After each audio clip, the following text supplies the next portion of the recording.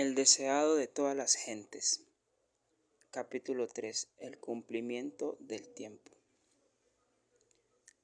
Escribe la autora Ellen White.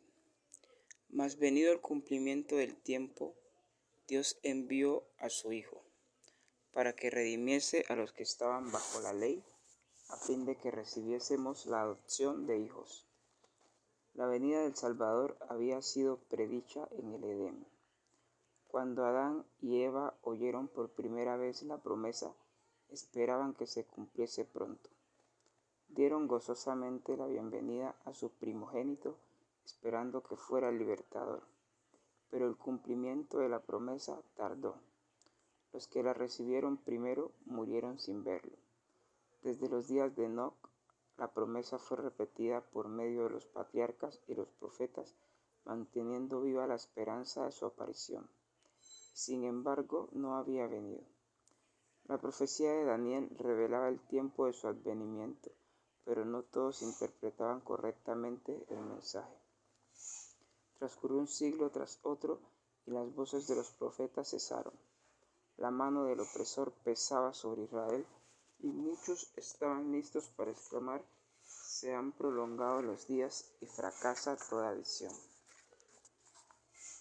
Pero como las estrellas en la vasta órbita de su derrotero señalado por los propósitos de Dios, no conocen premura ni demora. Por los símbolos de las densas tinieblas y el horno humeante, Dios había anunciado a Abraham la servidumbre de Israel en Egipto y había declarado que el tiempo de su estadía allí abarcaría 400 años.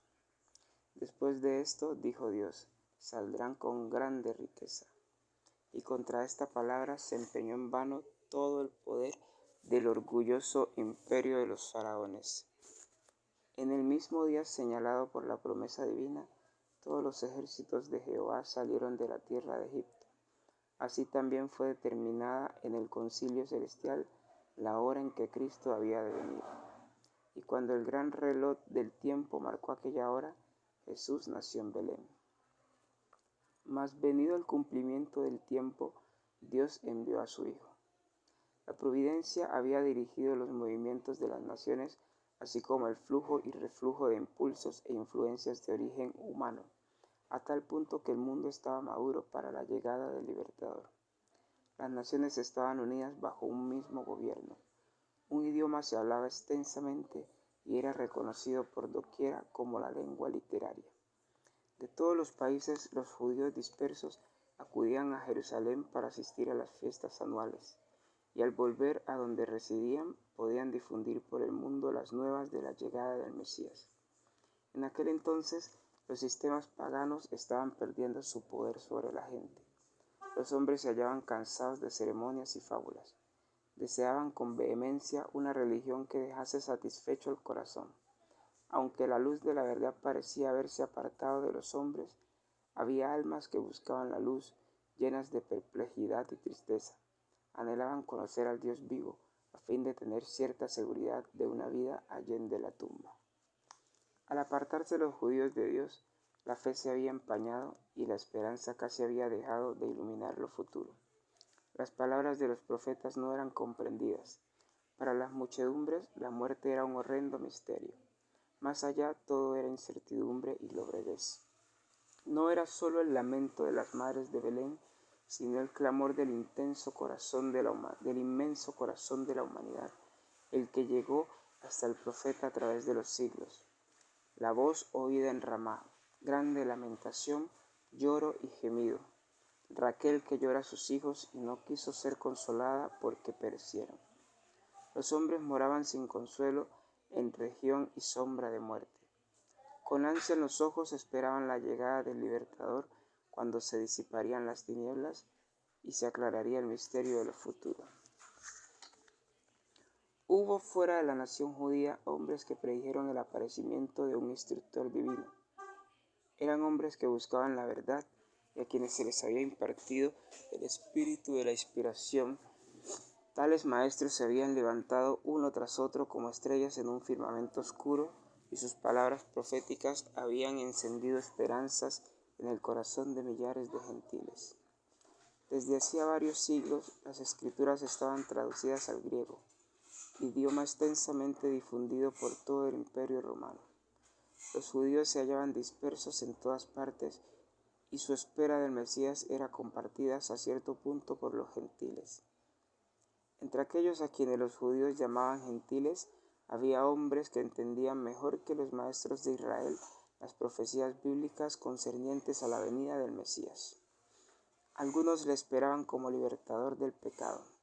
Los filósofos se esforzaban por estudiar el misterio de la economía hebraica, pero el fanatismo de los judíos estorbaba la difusión de la luz. Resueltos a mantenerse separados de las otras naciones, no estaban dispuestos a impartirles el conocimiento que aún poseían acerca de los servicios simbólicos. Debía venir el verdadero intérprete. Aquel que fuera prefigurado por todos los símbolos debía explicar el significado. Dios había hablado al mundo por medio de la naturaleza, las figuras, los símbolos, los patriarcas y los profetas. Las lecciones debían ser dadas a la humanidad en su propio lenguaje. El mensajero del pacto debía hablar. Su voz debía oírse en su propio templo. Cristo debía venir para pronunciar palabras que pudiesen comprenderse clara y distintamente. Él, el autor de la verdad, debía separar la verdad del tamo de las declaraciones humanas que habían anulado su efecto. Los principios del gobierno de Dios y el plan de redención debían ser definidos claramente. Las lecciones del Antiguo Testamento debían ser presentadas plenamente a los hombres. Quedaban, sin embargo, entre los judíos almas firmes, descendientes de aquel santo linaje por cuyo medio se había conservado el conocimiento de Dios. Confiaban aún en la esperanza de la promesa hecha a los padres. Fortalecían su fe espaciándose en la seguridad dada por Moisés. El Señor vuestro os levantará profeta de vuestros hermanos, como a mí, a él oiréis en todas las cosas que os hablaré. Además, leían que el Señor iba a ungir a uno para predicar buenas noticias a los abatidos, vendar a los quebrantados de corazón, publicar libertad a los cautivos y promulgar año de la buena voluntad de Jehová. Leían que pondría en la tierra justicia, y las islas esperarían su ley. Como asimismo andarán las gentes a su luz y los reyes al resplandor de su nacimiento. Las palabras que Jacob pronunciara en su lecho de muerte los llenaban de esperanza. No será quitado el cetro de Judá y el legislador entre sus pies hasta que venga Shiloh. El desfalleciente poder de Israel atestiguaba que se acercaba la llegada del Mesías.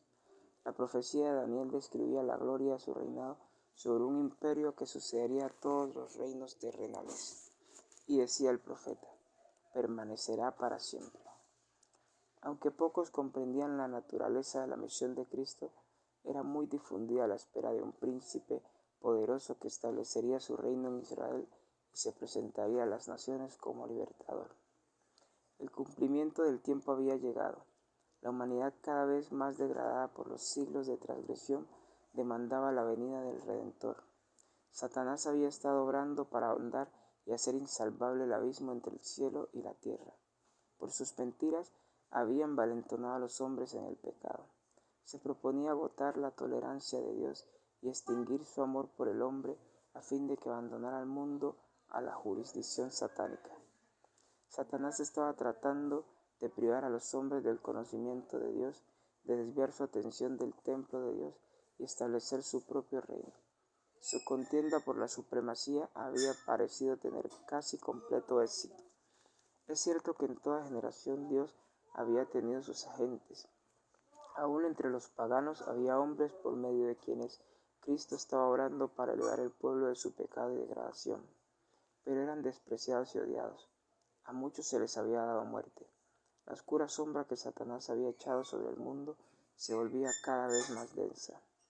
Mediante el paganismo, Satanás había apartado de Dios a los hombres durante muchos siglos, pero al pervertir la fe de Israel había obtenido su mayor triunfo. Al contemplar y adorar sus propias concesiones, los paganos habían perdido el conocimiento de Dios y se habían ido corrompiendo cada vez más. Así había sucedido también con Israel. El principio de que el hombre puede salvarse por sus obras es el fundamento de toda religión pagana. Era ya principio de la religión judaica. Satanás lo había implantado y donde quiera que se le adopte, los hombres no tienen defensa contra el pecado. El mensaje de la salvación es comunicado a los hombres por medio de agentes humanos, pero los judíos habían tratado de monopolizar la verdad que es vida eterna.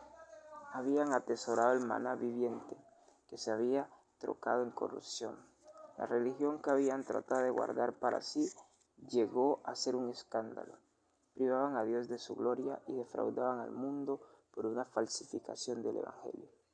Se habían negado a entregarse a Dios para la salvación del mundo y llegaron a ser agentes de Satanás para su destrucción. El pueblo a quien Dios había llamado para ser columna y base de la verdad había llegado a ser representante de Satanás.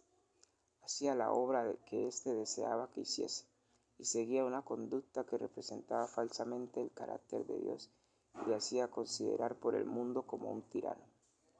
Los mismos sacerdotes que servían en el templo habían perdido de vista el significado del servicio que cumplían. Habían dejado de mirar más allá del símbolo, a lo que significaba.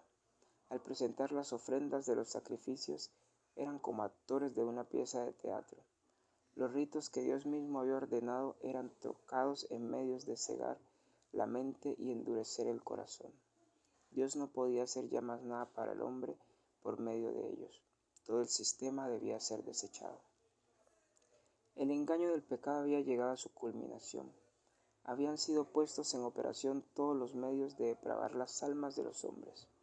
El Hijo de Dios, mirando al mundo, contemplaba sufrimiento y miseria. Veía con compasión cómo los hombres habían llegado a ser víctimas de la crueldad satánica. Miraba con piedad a aquellos a quienes se estaba corrompiendo, matando y perdiendo. Habían elegido un gobernante que los encadenaba como cautivos a su carro. Aturdidos y engañados avanzaban en lóbrega procesión hacia la ruina eterna, hacia la muerte en la cual no hay esperanza de vida, hacia la noche que no ha de tener mañana. Los agentes satánicos estaban incorporados con los hombres. Los cuerpos de los seres humanos, hechos para ser morada de Dios, habían llegado a ser habitación de demonios. Los sentidos, los nervios, las pasiones, los órganos de los hombres eran movidos por agentes sobrenaturales en la complacencia de la concupiscencia más vil. La misma estampa de los demonios estaba grabada en los rostros de los hombres, que reflejaban la expresión de las legiones del mal que los poseían. Fue lo que contempló el Redentor del mundo. ¡Qué espectáculo para la pureza infinita! El pecado había llegado a ser una ciencia y el vicio era consagrado como parte de la religión. La rebelión había hundido sus raíces en el corazón. La hostilidad del hombre era muy violenta contra el cielo. Se había demostrado ante el universo que separada de Dios la humanidad no puede ser elevada. Un nuevo elemento de vida y poder tenía que ser impartido por aquel que hizo el mundo. Con intenso interés, los mundos que no habían caído habían mirado para ver a Jehová levantarse y barrer a los habitantes de la tierra. Y si Dios hubiese hecho esto, Satanás estaba listo para llevar a cabo su plan de asegurarse la obediencia de los seres celestiales. Él había declarado que los principios del gobierno divino hacen imposible el perdón. Si el mundo hubiera sido destruido, habría sostenido que sus acusaciones eran ciertas. Estaba listo para echar la culpa sobre Dios y extender su rebelión a los mundos superiores. Pero en vez de destruir al mundo, Dios envió a su Hijo para salvarlo. Aunque en todo rincón de la provincia enajenada se notaba corrupción y desafío, se proveyó un modo de rescatarla. En el mismo momento de la crisis, cuando Satanás parecía estar a punto de triunfar, el Hijo de Dios vino como embajador de la gracia divina. En toda época y en todo momento, el amor de Dios se había manifestado en favor de la especie caída. A pesar de la perversidad de los hombres, hubo siempre indicios de misericordia y llegada la plenitud del tiempo, la divinidad se glorificó derramando sobre el mundo tal efusión de gracia sanadora que no se interrumpiría hasta que se cumpliera el plan de salvación. Satanás se estaba regocijando que había logrado degradar la imagen de Dios en la humanidad.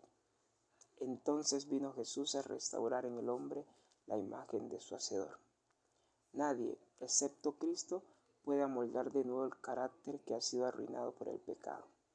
Él vino para expulsar a los demonios que habían dominado la voluntad. Vino para levantarnos del polvo, para rehacer según el modelo divino el carácter que había sido mancillado, para hermosearlo con su propia gloria. Amén.